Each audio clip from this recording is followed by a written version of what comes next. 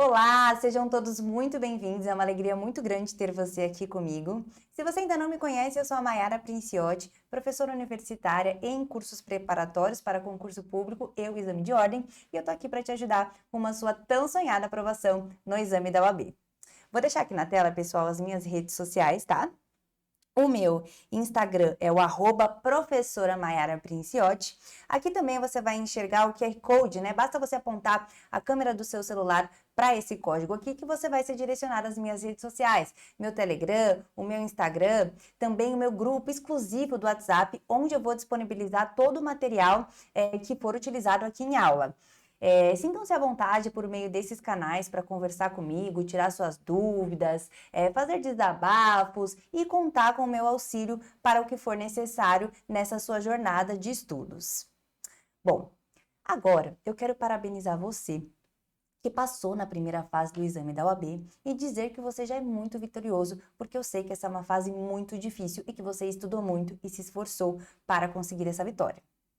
Eu também sei que, apesar de muito feliz, você tá inseguro, você tá com medo de enfrentar a segunda fase. Eu sei, eu já passei por isso. A gente tem medo de errar a peça, de não saber identificar a peça, de não saber como redigi-la, de não saber se está colocando o fundamento correto, se fez o pedido da forma como o examinador gostaria que você fizesse. E é justamente por isso que eu tô aqui, para pegar na sua mão e juntos nós vamos conseguir fazer você elaborar uma peça perfeita e conseguir a sua tão sonhada aprovação, ok? Hoje eu vou te ensinar o passo a passo de como fazer uma resposta à acusação. A gente vai aprender nessa primeira parte da nossa aula de resposta à acusação, fazer o endereçamento, a gente vai aprender qual fundamento legal utilizar, quais as teses preliminares e de mérito nós vamos ter que arguir.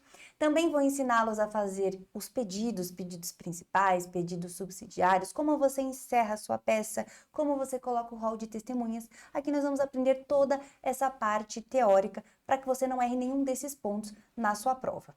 Depois, na segunda parte dessa aula, nós vamos juntos ler o enunciado da última resposta à acusação que caiu no exame da OAB e eu vou apontar para você o que você deve ter atenção e o que não. Quais são os pontos que você precisa saber para identificar a sua peça e juntos nós vamos ler e depois que a gente lê o enunciado, nós vamos juntos elaborar a peça. Eu vou trazer para você como que faz o endereçamento, o preâmbulo e todos os outros pontos necessários para a gente redigir a peça. A gente vai fazer junto, vai escrever junto, vou mostrar para você como que você deve escrever na sua peça. Eu estou fazendo isso porque eu tenho muitos alunos que sabem todo o conteúdo de direito material e processual, sabem a estrutura das peças, mas não conseguem colocar no papel. Eu sei, gente, que muitos de vocês não fizeram estágio. Alguns nunca sequer redigiram uma peça na vida e por isso estão se sentindo muito inseguros. E é por isso que eu vou mostrar para você como que você deve escrever na peça e quando a gente estiver escrevendo nossa peça, eu vou dar umas dicas de recursos linguísticos que você pode utilizar para que você consiga colocar aquela ideia no papel e conseguir a sua aprovação, ok? Bom, feitas essas considerações, vamos agora para a nossa primeira parte da nossa aula de resposta à acusação. Sem mais delongas, né, gente? Essa é uma peça, ó, muito importante, tá? Resposta à acusação vocês não podem negligenciar. E por quê? Vejam aí na tela o ranking das peças mais cobradas.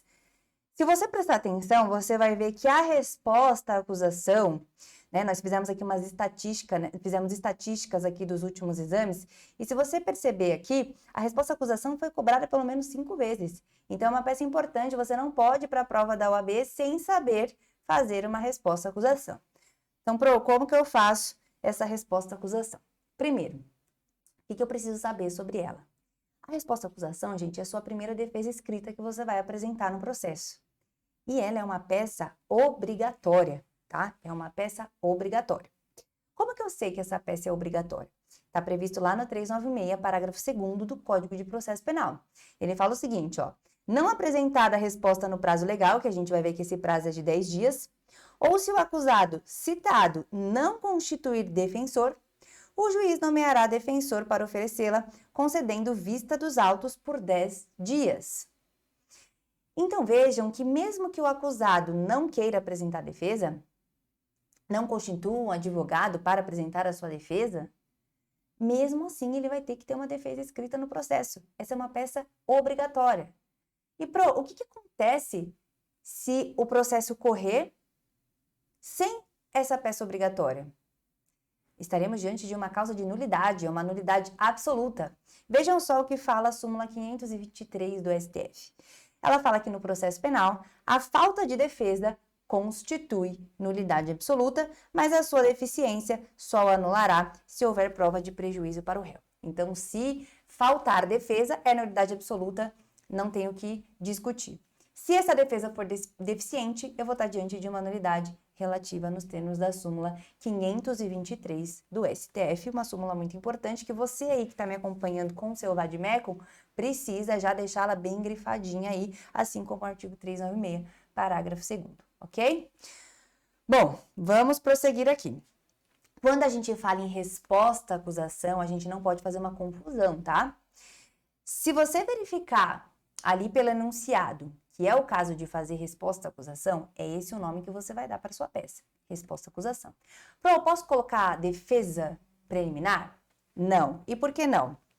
Acompanhe aqui na tela esse quadrinho aqui comigo, ó.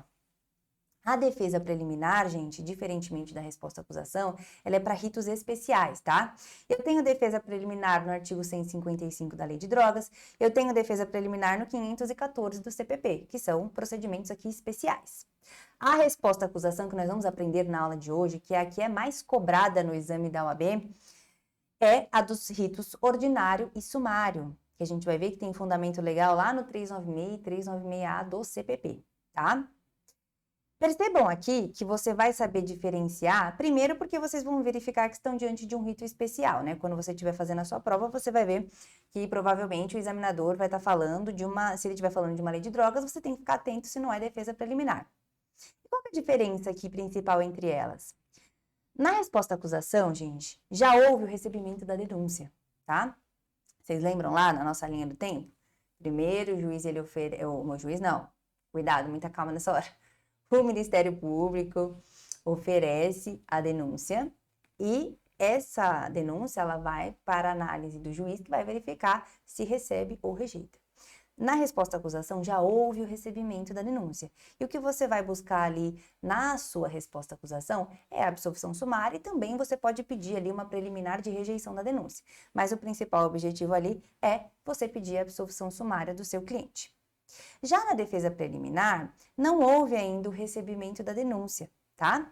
Ela é a acusação, a peça acusatória, ela é oferecida e antes de o juiz fazer esse juízo, né, antes dele apreciar se ele recebe ou se ele rejeita essa peça acusatória, ele notifica o acusado para que ele apresente a sua defesa preliminar. E o principal pedido aí nessa defesa preliminar vai ser a rejeição da denúncia. Você vai pedir para que o juiz não receba a denúncia. Então, vejam que há uma diferença de pedido aí, tá? Isso tanto na defesa preliminar do 514 quanto no da Lei de Drogas, tá?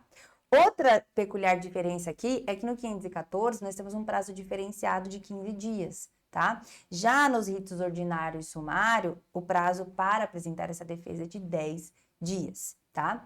Também temos diferenças aí com relação ao número de testemunhas que podem ser arroladas, como vocês estão vendo aqui na tela. Então, muito cuidado com isso. Não chame a sua resposta à acusação de defesa preliminar, porque nós já temos um outro instituto com diferenças aí, com algumas peculiaridades, tá? E a principal delas é, enquanto na resposta à acusação nós pedimos como tese principal e objetivamos a absolvição sumária do nosso cliente, na defesa preliminar nós pedimos a rejeição da peça acusatória, tendo em vista que o juiz ainda irá avaliar se irá recebê-la, ok? Ponto importantíssimo agora que eu preciso da sua atenção. Por quê? Vocês sabem que se você não souber identificar a sua peça, se você fizer a peça errada, a sua prova é zerada.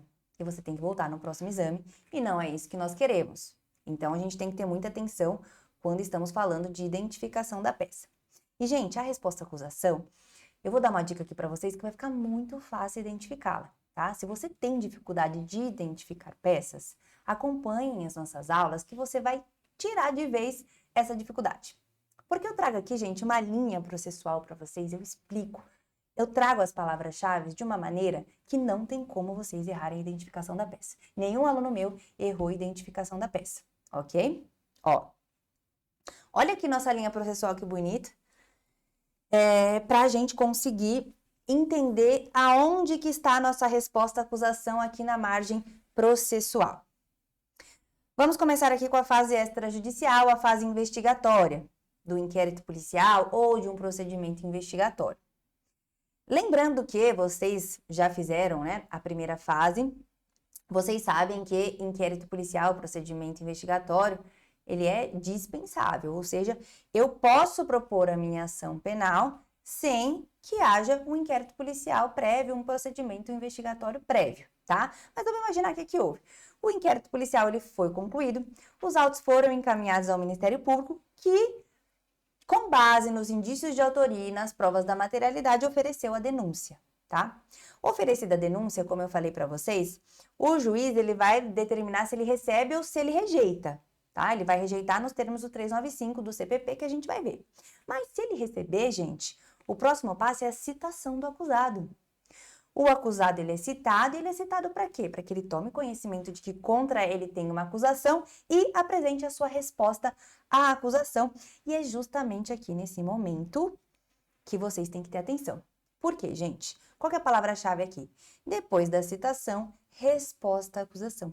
Vocês vão verificar pelo enunciado que o último ato processual que o examinador está falando para você que aconteceu foi a citação do acusado, tá? Você verificou que o último ato processual foi a citação, a peça correspondente só vai poder ser a resposta à acusação. E qual que vai ser o pedido aqui principal? Você vai pedir a absolvição sumária do seu cliente.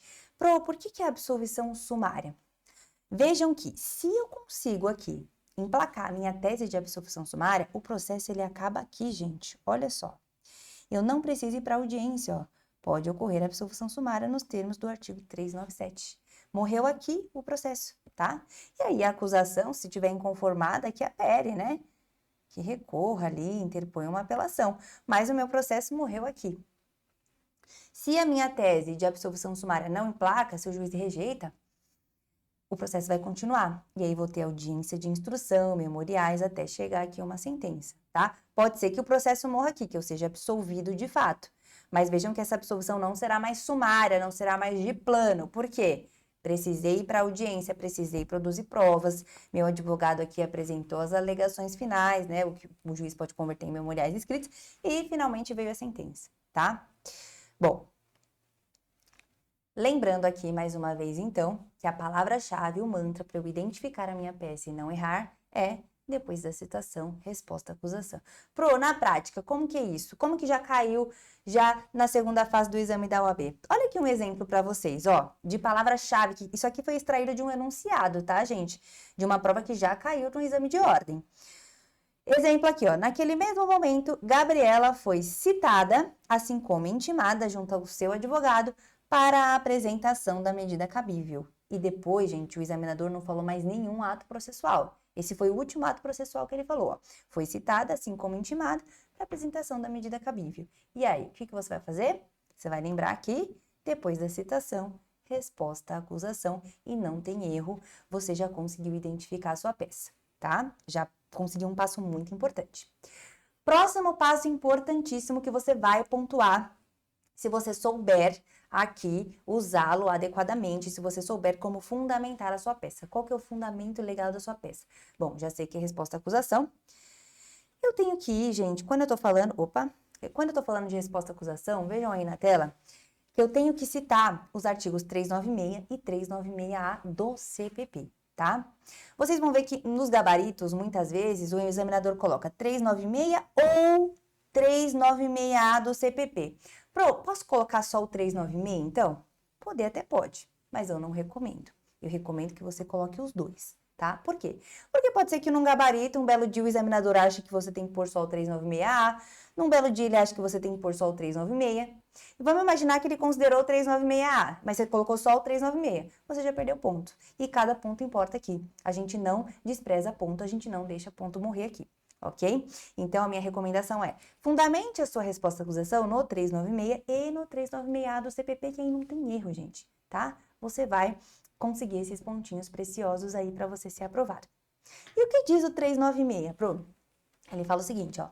Nos procedimentos ordinário e sumário, que é isso que nós estamos tratando, é esse o mais cobrado no exame de ordem, oferecida a denúncia ou queixa, estão mentalizando aí nossa linha processual, o juiz, se não a rejeitar liminarmente, quando ele rejeita aqui, ó, nos termos do artigo 395 do CPP, o que fala esse artigo? Vamos dar uma olhada aqui?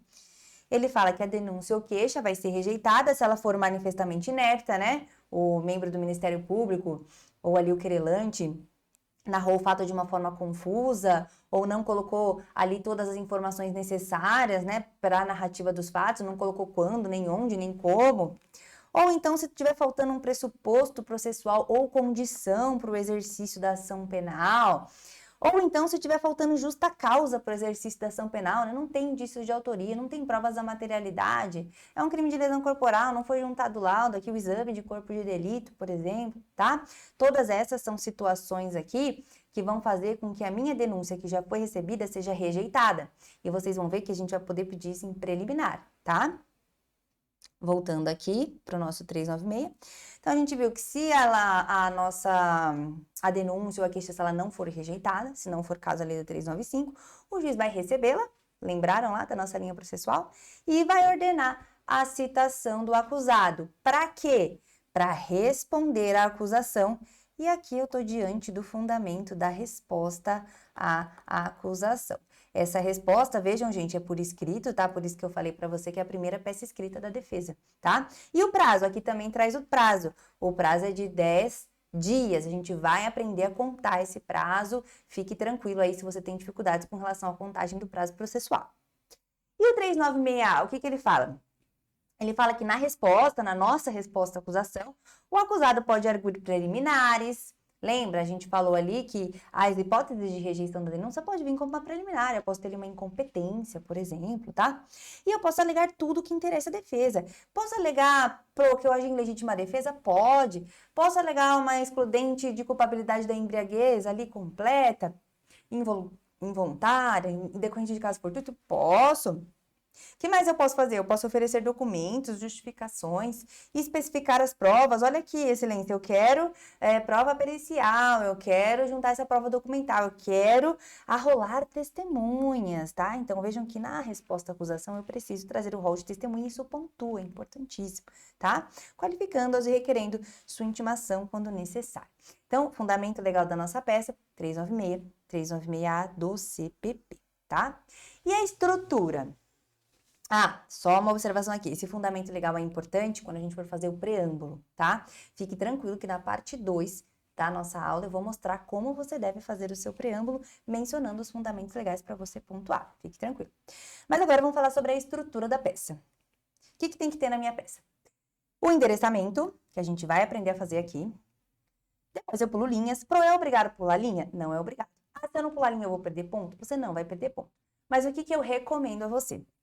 Gente, pensa que além da sua prova, a pessoa que estiver corrigindo ali a sua peça, ela vai ter corrigido já de vários outros candidatos, tá? E nem sempre eles corrigem com a boa vontade necessária.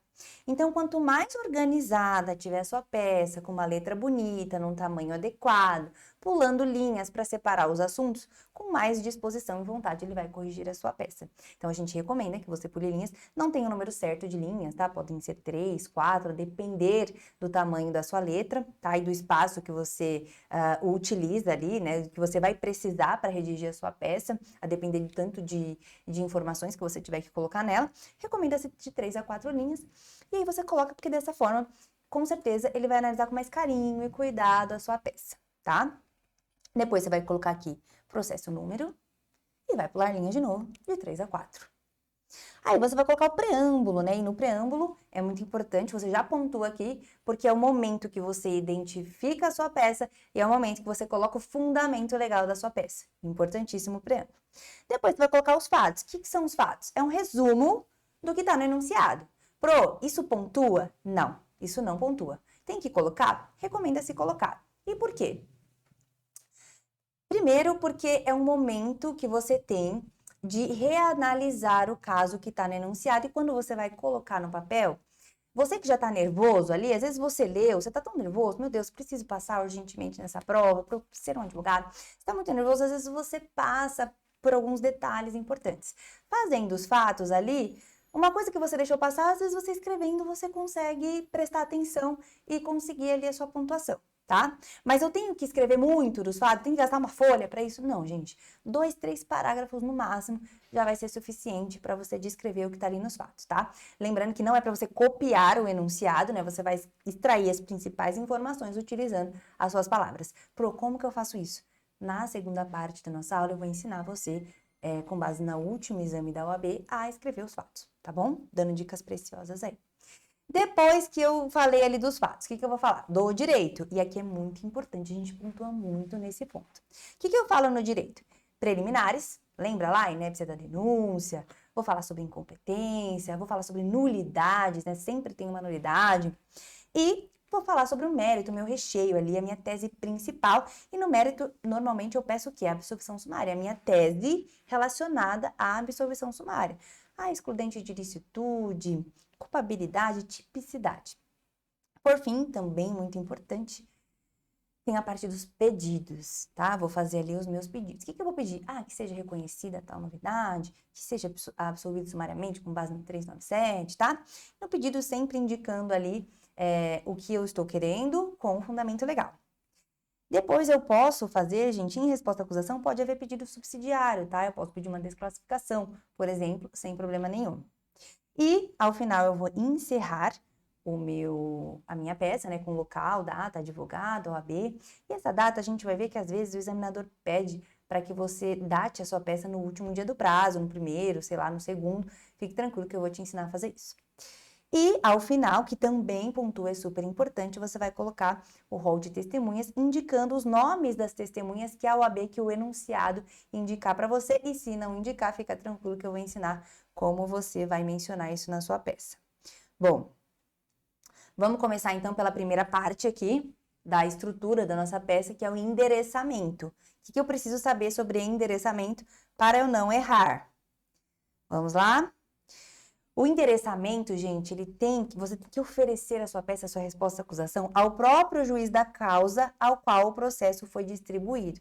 Então, o enunciado vai estar falando assim, que o juiz da segunda comarca de Pirapora do Bom Jesus, por exemplo, recebeu a peça acusatória. Esse será o juízo competente. É para ele que você tem que direcionar a sua peça, tá? E como você vai fazer isso? Você vai colocar lá, excelentíssimo senhor juiz de direito da vara criminal da comarca tal. Bom, eu aprendi lá no escritório que eu estagiei que eu posso colocar aqui excelentíssimo senhor doutor. Pode ser também, sem problema nenhum, tá? Quero pôr ali excelentíssimo senhor doutor juiz de direito. Não tem problema, pode colocar. É uma questão de estilo, tá? Seja excelentíssimo senhor doutor juiz de direito. Isso não vai ser algo ali relevante que você tem que necessariamente seguir. O que é importante? Você colocar aqui essa informação, ó, da vara. Aqui eu coloquei 3 pontinhos, porque vamos imaginar que no enunciado o examinador não falou qual era a vara, tá? Mas se ele falar assim, candidato, é a terceira vara criminal da comarca aqui de Guarulhos, aqui de onde eu moro. Guarulhos, a letra ficou feia, mas vocês estão vendo que é Guarulhos, São Paulo. É o juiz de direito aqui da terceira vara criminal da comarca de Guarulhos, quem recebeu essa peça acusatória. Ele que você deve colocar no enunciado, da terceira vara criminal da comarca de Guarulhos, de São Paulo. O examinador, ele não falou qual era a vara. O que ele falou aqui para mim? Ele só falou o seguinte, ó. É o juiz criminal da comarca de Guarulhos. Ele só deu essa informação. Eu posso colocar um número da minha preferência? Não. Não posso. Se eu fizer isso, o que acontece? Você identificou sua peça, você vai ter problemas. Você vai ter que voltar no próximo. Eu gosto do 7, que é meu número da sorte. Posso colocar a 7ª vara? Não. Não pode. O que eu coloco, então, se ele não fala para mim qual que é o número? 3 pontinhos. E se ele não falar qual que é a comarca, eu posso colocar o meu endereço da minha casa? Posso colocar... posso inventar ali? Não, você não vai colocar. Você vai colocar 3 pontinhos, tá bom? E se for da vara do júri?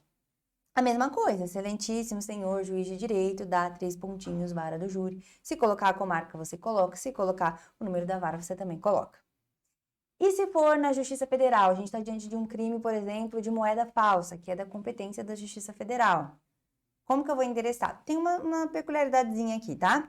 Você vai colocar juiz federal, tá? Você não vai colocar juiz de direito, você vai colocar juiz federal, da vara criminal da Justiça Federal. Ao invés de você falar comarca aqui, você vai falar seção judiciária, tá? Gente, agora eu vou pedir a atenção de vocês aqui para um detalhe muito importante, que se você não prestar atenção, você vai perder ponto na sua peça, já logo no endereçamento, né? A gente não quer perder ponto assim logo de cara. E o que é isso? Você nunca pode corrigir a competência no endereçamento. Explico. Pode ser que no enunciado, lembra que eu falei para vocês aqui que o juiz federal aqui, que a Justiça Federal julga crimes de moeda falsa e tal? Vamos imaginar que você está ali lendo o enunciado e ele fala o seguinte, ó, que o juiz da vara criminal da comarca de Guarulhos, né, o juiz de direito, não o juiz federal, o juiz de direito, aqui da comarca de Guarulhos, juiz estadual, ele recebeu uma peça acusatória relativa ao crime de moeda falsa.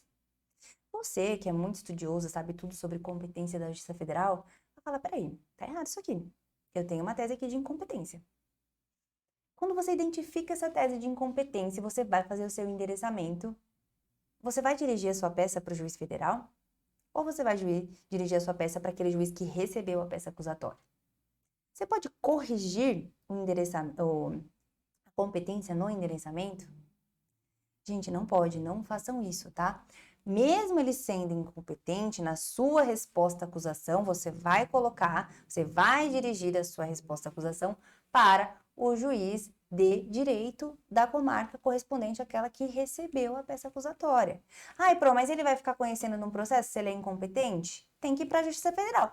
Aí você vai alegar isso em preliminar e o próprio juiz que recebeu a peça acusatória vai remeter os autos para lá, vai reconhecer a incompetência e vai remeter para lá. Pensem assim, gente, se você ainda não conseguiu pegar essa parte, pensem assim, ó, o porquê, né, que eu não posso endereçar para o juiz correto, para o juiz competente de fato.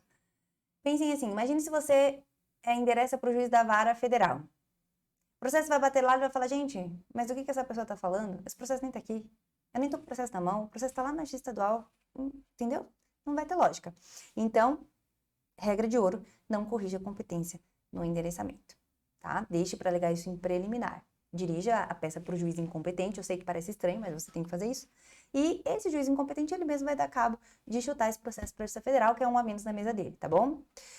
Bom, endereçamento, já falamos aqui, você não vai errar. Agora vamos falar sobre mais pontinhos para você. O preâmbulo, lembra na nossa estrutura da peça? O próximo passo aqui é fazer o preâmbulo. Como que eu faço um preâmbulo para eu conseguir pontuar? Peguei aqui a minha cliente, a Shakira. Vou escrever aqui o nome dela, Shakira. Já qualificada nos autos. Mas eu não preciso qualificar a Shakira? Não, gente, todo mundo conhece a Shakira, né? Mas não é por isso que eu não preciso qualificar, tá? Preciso colocar lá Shakira, colombiana. Nem sei se ela é colombiana, eu acredito que sim. Sei que ela não é americana, né? Apesar dela cantar em inglês. Mas eu preciso colocar ali todos os dados dela? Porque ela é conhecida? Não, não é por isso, tá, gente? Qualquer pessoa que seja, né? Pode ser qualquer acusado, eu não preciso qualificá-lo ali no meu preâmbulo quando eu estou falando de resposta à acusação. E por que isso? Vocês lembram da nossa linha processual? O que eu já tive antes da minha resposta à acusação? Eu tive o oferecimento da denúncia. E quando o MP ele vai oferecer a denúncia, quando o querelante ele vai oferecer a queixa-crime, o que ele precisa fazer? Qualificar o réu. Ele tem que qualificar o querelado, tem que qualificar o denunciado. Então, se já existe essa qualificação no processo, por qual razão eu vou qualificar de novo? Não tem porquê. Então, por isso que no meu preâmbulo, eu coloco ali o nome do meu cliente, que no caso é a Shakira, já qualificada nos autos, porque o MP já fez esse favor para mim. A favor não, ele fez uma obrigação que está descrita ali nos 41 do CPP, que ele precisa trazer a qualificação ali do acusado. Então, eu já estou qualificada nos autos, não preciso me preocupar com isso. Por ser o procurador infracinado, né, você e advogado da Shakira, com procuração anexa, ela assinou ali a procuração para você, vem respeitosamente a presença de Vossa Excelência a apresentar. Olha aqui o verbo da resposta à acusação. Não é interpor, gente, é apresentar. Não é impetrar resposta à acusação, é apresentar, tá? Você vai apresentar a sua resposta à acusação e aqui você identificou corretamente a sua peça. Pode ficar tranquilo que ela não será zerada, tá? Apresentar a resposta à acusação. Posso pôr defesa preliminar? Não, já explicamos isso. Se você não entendeu, volta lá. Tem um quadrinho massa para você não errar. Com base no quê? Agora entra o nosso fundamento legal, né? Que isso aqui pontua, gente. Isso aqui pontua. Muito importante. Eu tenho que citar o 396 e o 396A, ambos do Código de Processo Penal. Eu posso pôr CPP? Você pode colocar CPP, tá? Você pode abreviar. Mas eu não recomendo. Por quê? Eu tenho muitos alunos. Eu faço recursos, né, para os alunos que não passaram na segunda fase da UAB.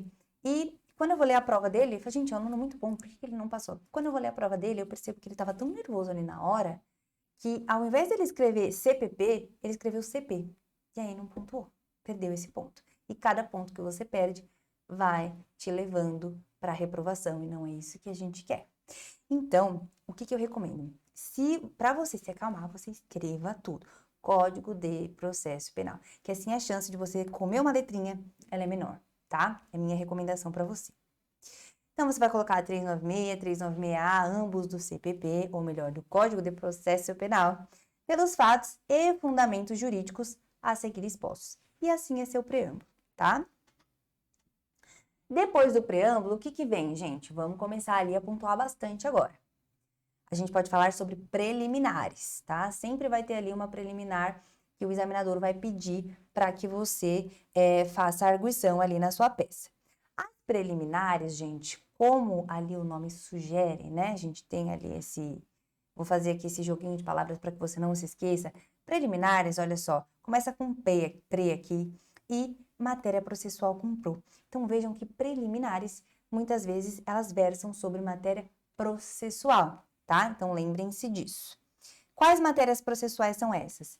Incompetência do juízo. Lembra que eu falei para vocês lá do juiz incompetente, lá da Justiça Federal? Você vai poder alegar em preliminar essa tese na sua resposta à acusação. Gente, só cuidado com um detalhe aqui, tá?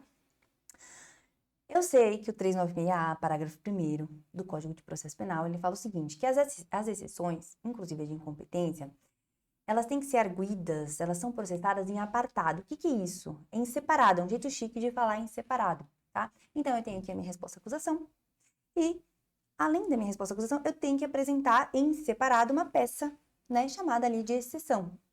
Por exemplo, a exceção de incompetência do juízo, tá? É isso que o CPP fala. Então, você quer falar sobre incompetência, não venha me falar no corpo da resposta à acusação. O CPP fala, fale em peça separada. Mas, gente, no exame da OAB, isso já aconteceu. Se cair uma tese de incompetência, não façam peças separadas, até porque você vai ter pouco espaço ali, tá? E muitas vezes o examinador, ele tá querendo que você fale sobre a sua tese de incompetência no corpo da peça, tá? Então, você abre uma preliminar ali, escreva ali preliminar de incompetência, escreva a sua preliminar de incompetência ali naquele lugar, beleza? Essa é a recomendação que a gente faz para você. Outra preliminar que a gente pode alegar aqui, rejeição da peça acusatória. Já falamos do 395 do CPP. Aliás, se você está acompanhando essa aula com o seu Vadmecum, o que eu recomendo fortemente para você, já grife ali de amarelo o 395 do CPP, tá? Não só o 396, o 396A do CPP, mas também o 395, porque é um artigo importantíssimo que você vai ter que avaliar ali no momento de fazer a sua resposta à acusação. Você tem que verificar se tem alguma hipótese de rejeição da peça acusatória para você alegar em preliminar e já pedir que ela seja rejeitada. Outro ponto que você tem que ficar atento, nulidade da citação. Você tem que verificar ali se a citação ocorreu como determina o Código de Processo Penal. Se você verificar algum vício ali, você já tem que alegar em preliminar, pedir a nulidade desse processo. Outra preliminar que você pode pedir, nulidade ali e ilicitude da prova que foi produzida no inquérito policial. E aqui, gente, você vai pedir não só a anulação, mas você vai pedir também o desentranhamento, ou seja, a retirada dessa prova dos autos, beleza? Outro artigo que você deve grifar quando a gente está falando sobre nulidades é o 564 do Código de Processo Penal, notadamente, gente, esses incisos aqui que eu passei para vocês, tá? Quando você estiver fazendo preliminares, muito provavelmente é o que é muito cobrado, você vai achar alguma dessas nulidades no 564, tá? Então, leu o enunciado, pensou na primeira etapa, que são as preliminares, dá uma lidinha no 564 para você ver se não foi ali infringida alguma regrinha que está lá e que vai ensejar a nulidade para você alegar na sua peça. Você também pode falar ali sobre nulidades por não ter sido adotado o procedimento adequado. Você também pode falar, e isso aqui eles cobram muito, tá? A OAB adora a suspensão condicional do processo. Você pode alegar uma nulidade porque não foi oferecida a proposta de suspensão condicional do processo. O que é isso, Pro? A suspensão condicional do processo, vocês lembram do sursi processual? Ele está lá no artigo 89 da Lei 9.099/95, que você também é obrigado a grifar, porque esse é um artigo muito importante, tá? Está sempre presente na segunda fase. Você também pode alegar, gente, a nulidade pelo não oferecimento da proposta de ANPP.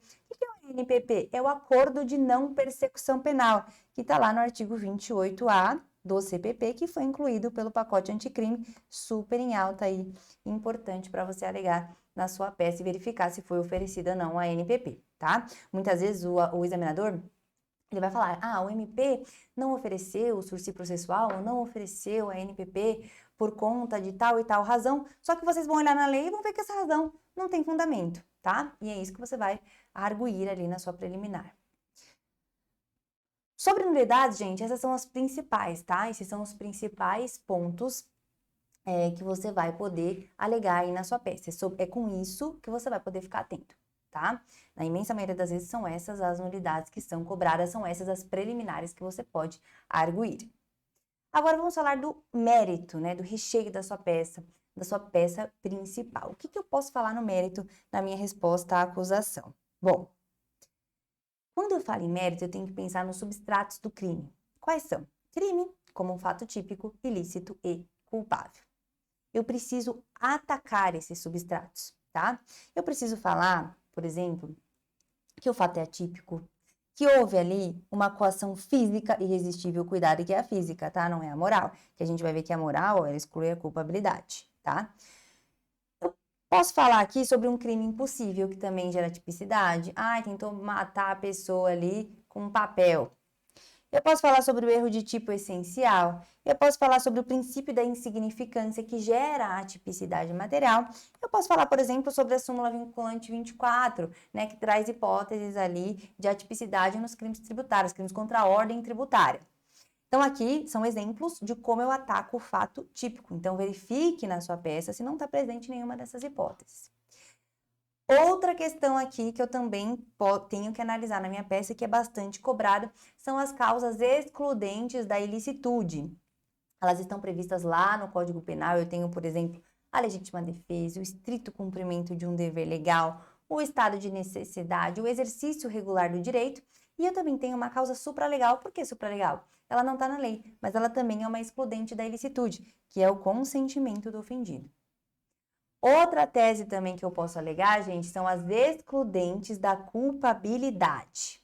Como excludente da culpabilidade, eu tenho a embriaguez completa e acidental, eu tenho que verificar se essa é a hipótese presente. Eu tenho o erro de proibição. Eu tenho a coação moral, tá? E não é a física, não confundam, tá? A coação física, a pessoa pegou ali na minha mão e forçou com que eu apertasse o gatilho. Já na coação moral, ela falou, ou você mata tal pessoa, ou eu vou matar seu filho.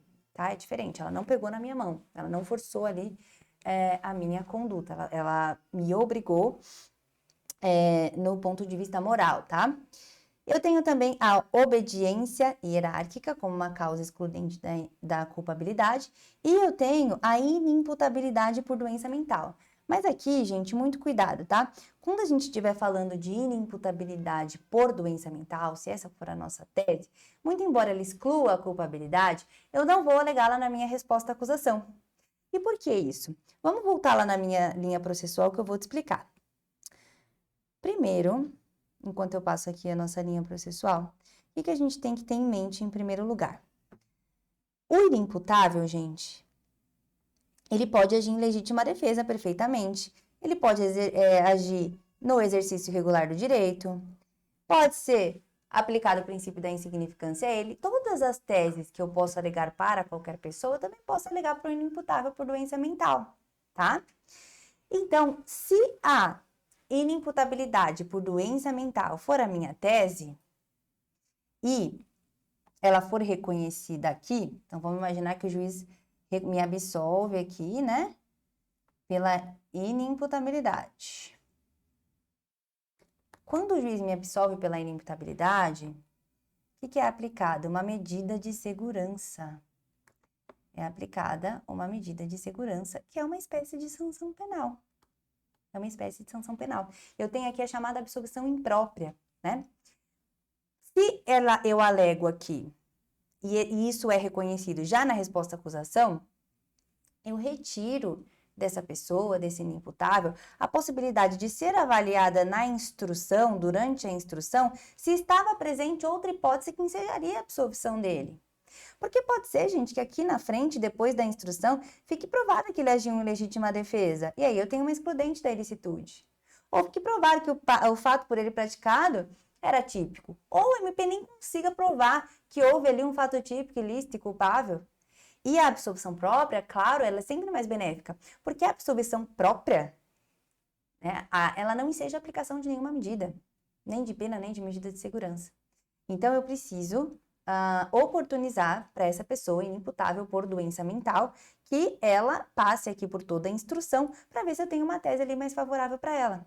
Se é reconhecida aqui a inimputabilidade, né, por doença mental, como causa excludente da culpabilidade, já aqui na minha resposta à acusação, no momento em que o juiz vai analisar se é caso de absolvição sumária ou não, vejam que não houve a instrução probatória. Não deu a oportunidade de eu comprovar outras teses defensivas, tá? Ou até mesmo do MP não conseguir comprovar ali o fato que ele está alegando contra mim.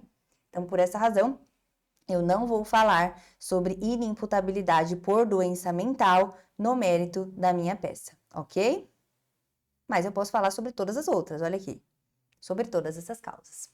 Lembrando que, além dessas teses que eu falei para vocês, desses substratos do crime, do fato típico, ilícito e culpável, o que eu posso alegar em resposta à acusação? E essa é uma peculiaridade da resposta à acusação. Eu também posso alegar, gente, causas extintivas da punibilidade. Isso aqui é muito importante. Porque nas demais peças, se eu fizer, por exemplo, memoriais, a extinção da punibilidade não vai gerar minha absolvição.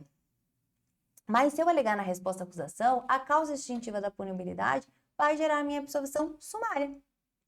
Olha aqui o que fala o artigo 107. O artigo 107, ele traz várias causas extintivas da punibilidade, tá? E eu posso alegar qualquer uma delas pedindo a absolvição sumária do meu cliente. Isso é uma opção legislativa, tá, gente? A gente tem que lembrar que a nossa lei, né, ela é feita ali por políticos e muitas vezes é mais interessante, por exemplo, se houver uma prescrição, eu falar que eu fui absolvido sumariamente do que falar que houve uma causa extintiva da punibilidade. Soa melhor eu falar que eu fui absolvido sumariamente do que eu falar que minha punibilidade foi extinta. Então vejam que foi aqui uma opção legislativa conveniente, tá bom? Mas nas outras peças é preliminar.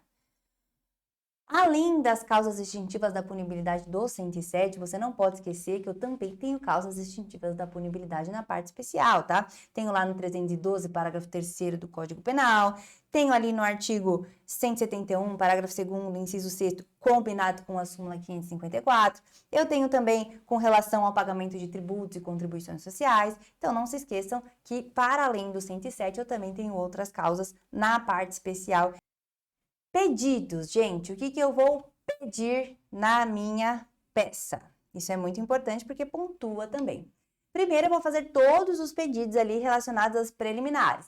Então, se eu arguir ali uma competência, uma preliminar relacionada à incompetência, eu preciso pedir, então, o reconhecimento ali da incompetência do juízo, ou da nulidade absoluta em razão da incompetência do juízo, tá? Então, se eu aleguei, lembra que eu alego primeiro as preliminares, depois o mérito? O pedido segue a mesma ordem. Meus pedidos, primeiro com relação às preliminares, caso não reconhecidas, eu coloco ali meus pedidos com relação ao mérito, tá? Então, reconhecimento da incompetência do juízo, rejeição da denúncia, né? Se eu estou diante de uma das causas do 395, eu vou pedir a rejeição da denúncia, sempre indica no artigo, tá, gente? Vou mencionar também nos meus pedidos preliminares as nulidades, né? Então, todas as peças, todas as nulidades que eu falei no corpo da minha peça, eu vou colocar no pedido, tá? Esses, então, são os meus pedidos relacionados às preliminares. Depois, eu vou fazer os meus pedidos relacionados ao mérito. E o artigo que você tem que grifar aqui, que você não pode esquecer, tá? Você tem que colocar numa corzinha aí especial, um verde, por exemplo, é o 397 do Código de Processo Penal. Por quê? O 397 do Código de Processo Penal tem aqui os fundamentos da sua absolvição. Olha o que ele fala, ó. Após o cumprimento do disposto no artigo 396-A e parágrafos deste Código, o juiz deverá absolver sumariamente o acusado quando verificar o quê?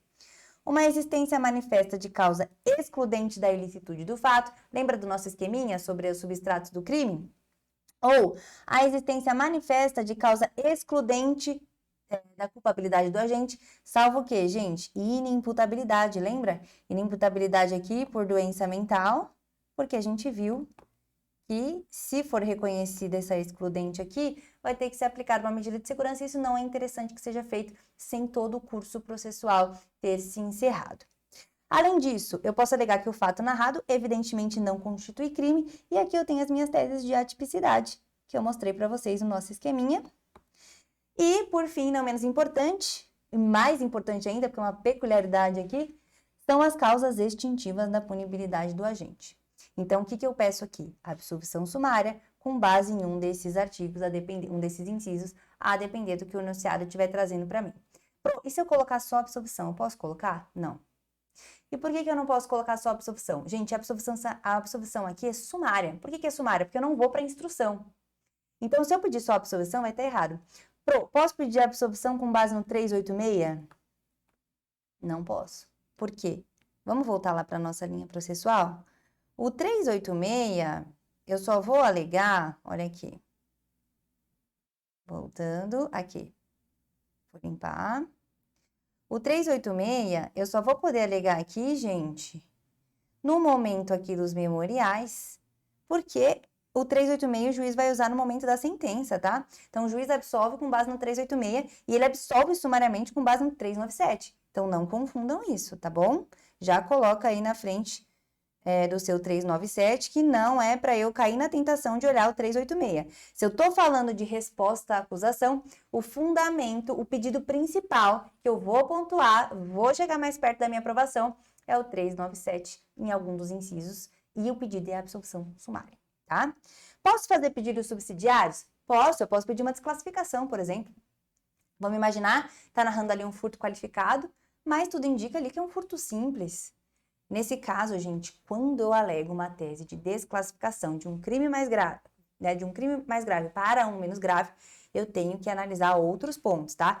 Eu tenho que analisar se esse crime menos grave, por exemplo, se agora, né, vai ser cabível a NPP ou sursi processual. Então, se eu desclassifico ali para o furto simples, pode ser que eu tenha direito ao sursi processual, porque a pena mínima não ultrapassa 1 ano.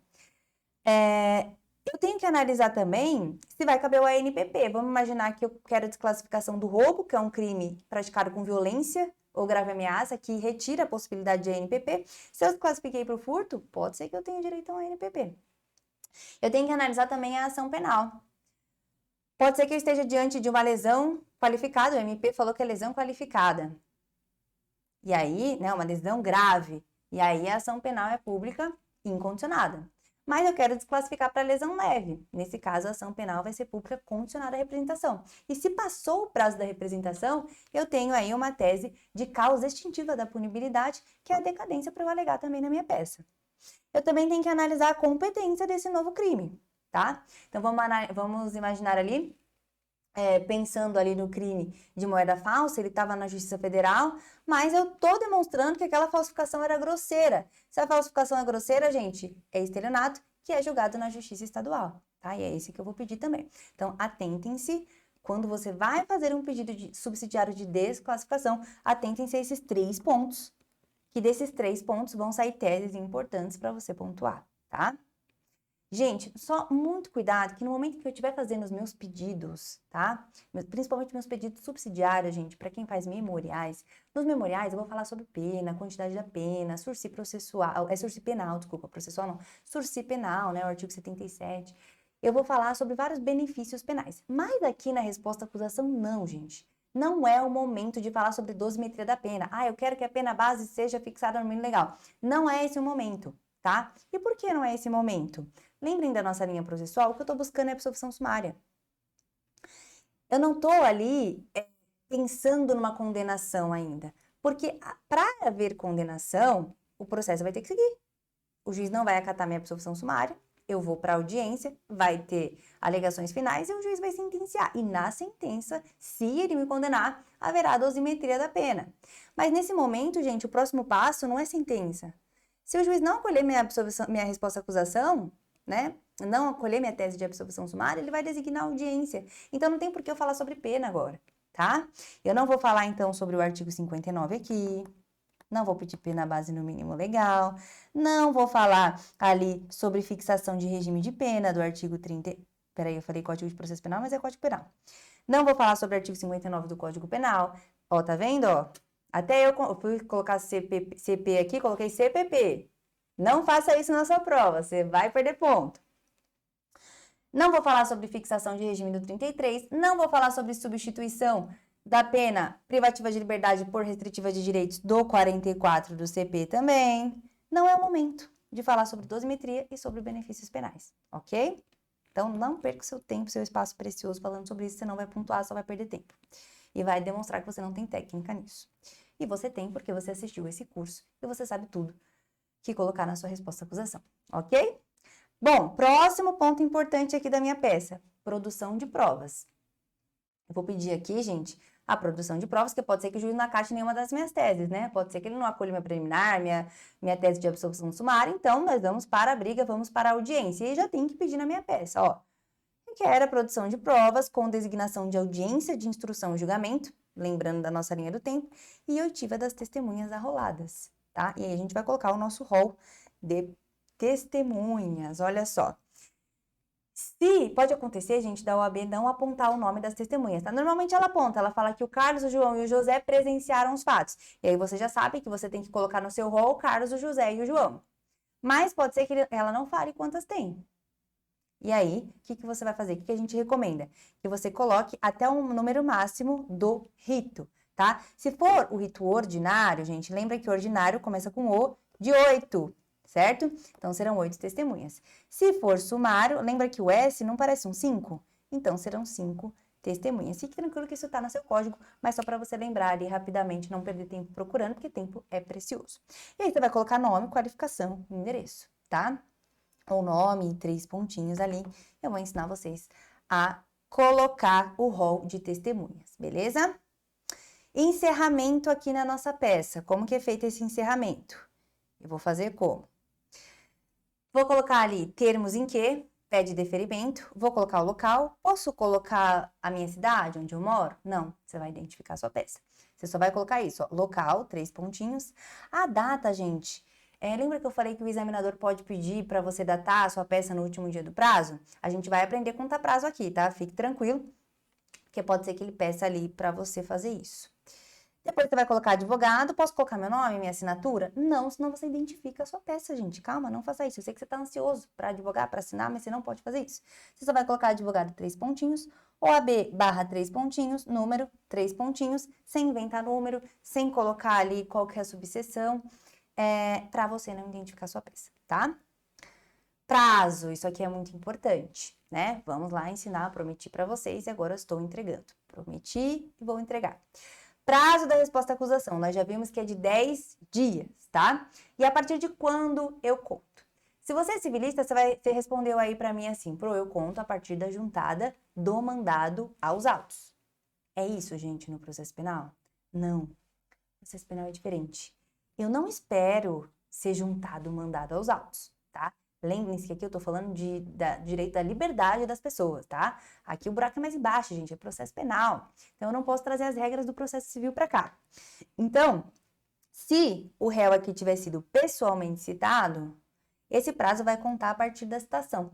Então, a partir do momento lá que o oficial de justiça bateu na sua porta, entregou ali o mandado de citação ali, você assinou, a partir daí vai começar a contar o seu prazo processual, tá? Não fique moscando, falar, só vou procurar o advogado quando eu verificar ali que foi juntado, porque você vai perder o prazo, tá? E aí você vai datar errado na sua peça. Se o réu tiver sido citado por edital, pode acontecer, né? O réu não foi localizado, ficou ali anos sem ser localizado, mas um belo dia ele fala, nossa, descobri que tem um processo contra mim aqui. e ele resolve comparecer pessoalmente lá no balcão e falar, eu quero me dar aqui por citado, que eu vi que tem aqui um processo contra mim, ou ele nomeia um advogado, o advogado fala, olha, vem aqui, né, descobrir, vamos apresentar defesa. O prazo de 10 dias vai começar a contar a partir deste comparecimento, tá? A partir desse comparecimento para os réus citados por edital. Mas o que foi citado pessoalmente é a partir da efetiva citação, ou seja, quando o oficial de justiça foi lá e te deu aquele belo susto, né? Outros pontos, aspectos importantes sobre a contagem do prazo processual, para você aprender a datar certinho a sua peça. Primeiro, nós já falamos, a contagem é a partir da citação. Esqueça a juntada do mandado. Outra coisa que os civilistas vão responder para mim. Essa contagem é em dias úteis ou é em dias corridos? Se você é da galera do civil, você vai falar, dias úteis? Mas não, gente. Lembra?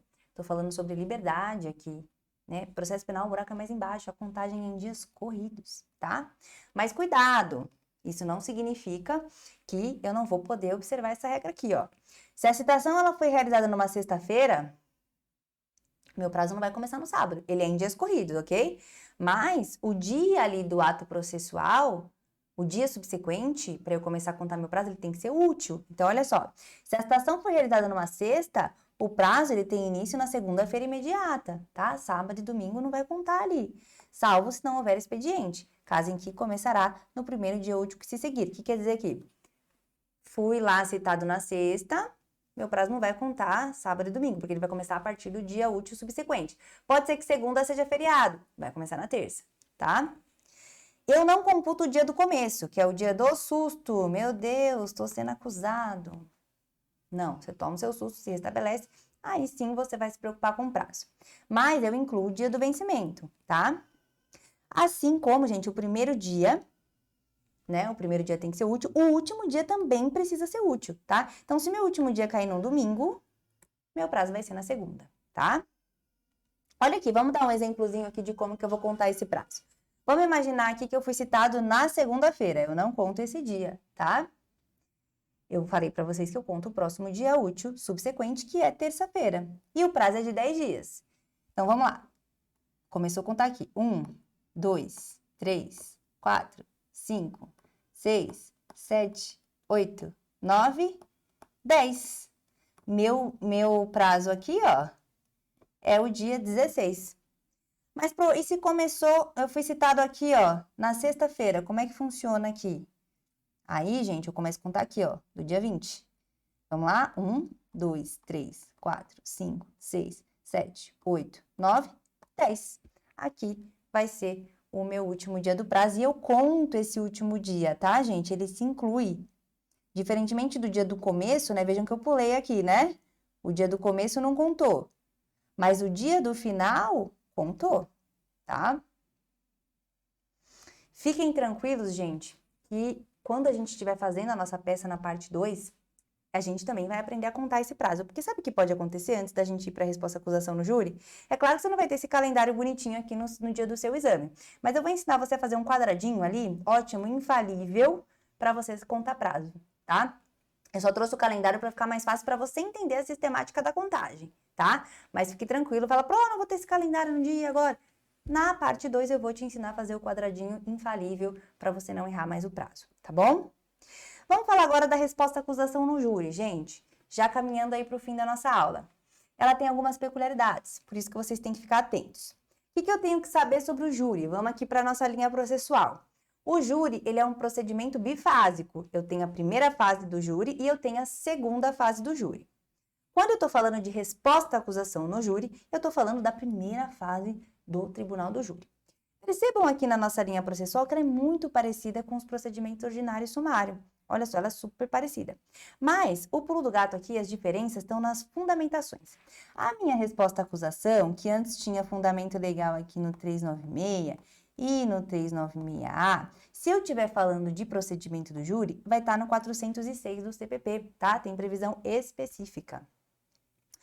Outro detalhe importante aqui, que eu não posso esquecer, é que na nossa linha processual dos itos ordinário e sumário, a decisão aqui final, depois dos memoriais, era uma sentença, né, gente? Condenatória ou absolutória.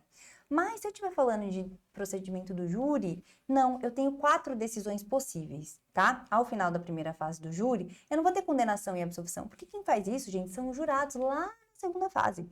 Então, o juiz aqui, ó, ao final da primeira fase do procedimento do júri, ele pode me pronunciar. O que é pronúncia? Nada mais é que um passaporte, gente. Para um parque? Não, tá? É para a segunda fase do tribunal do júri, é para o Jurassic Park, gente. É um parque que ninguém quer entrar. Então, a pronúncia, ela nada mais é que um passaporte para a segunda fase, onde sim haverá condenação ou absolvição. A impronúncia também é uma decisão possível. O juiz vai impronunciar quando ele verificar ali que não tem prova da materialidade, não tem prova da autoria, e aí acabou ali, não vou para a segunda fase do júri. Uma outra decisão possível também é a absolvição sumária. E percebam que essa absolvição sumária, ela não está aqui, né, gente, depois da resposta à acusação, com o fundamento no 415. Ela está aqui, ó, teve memoriais, e o próximo passo é essa absolvição sumária aqui. Então, aqui, gente, é onde vocês devem ter um ponto de atenção. Por quê? Você vai abrir o seu CPP no rito do júri, e você vai, quando você estiver fazendo a sua resposta à acusação aqui no rito do júri, você vai ver que esse artigo aqui vai estar piscando, vai estar implorando para você colocar o fundamento da sua resposta à acusação aqui no 415. Você vai pedir a absolvição sumária com base no 415. E você vai errar, gente. Por quê? Esse 415 aqui eu só alego nos memoriais do júri, tá? Só aqui, ó, 415, eu vou pedir nos memoriais do júri. Na minha resposta à acusação do júri, eu vou pedir a absolvição sumária com base no 397 do CPP, tá? Por quê? Porque justamente este é o momento, os memoriais é o momento que antecede a minha decisão de absolvição sumária. E é por isso que aqui eu tenho que pedir com base no 415 e aqui eu tenho que pedir com base no 397. Vejam aqui meu quadrinho, ó, que tem um resumo dessas peculiaridades, tá? Como que é no ordinário e como que é no rito do júri, lembrando sempre que eu nunca posso pedir a absolvição sumária com fundamento no artigo 415 do CPP, se eu tô falando de resposta à acusação, tá? Eu só vou usar esse artigo se eu estiver falando de memoriais do júri, ok? Muito cuidado, então, com isso. E, gente, com essas considerações, eu ensinei para vocês tudo que vocês precisam fazer, saber, né? Para fazer uma resposta à acusação ali maravilhosa, seja no rito ordinário sumário, seja no rito do júri, que ela é muito parecida com a resposta à acusação do rito ordinário sumário, com essas peculiaridades que eu trouxe para você. Não se esqueçam que a gente vai ter agora a parte 2 da nossa aula, na qual nós vamos colocar mesmo no papel. Você que se sente inseguro em colocar as ideias no papel, não vai se sentir mais, porque eu vou pegar na sua mão e vou te ensinar. Vou mostrar como que você tem que escrever nos fatos do direito, preâmbulo, artigo preliminares, tudo isso que eu falei aqui para vocês. E vamos ler o enunciado, né? Circulando ali as principais ideias para você não errar e ser aprovado. É isso o nosso objetivo aqui. Tá aí na tela de novo as nossas redes sociais, tá? O meu Instagram, @professoramayaraprinciotti. Voltem aqui para mim, que eu vou desejar bons estudos, não percam a parte 2 e até o nosso próximo encontro.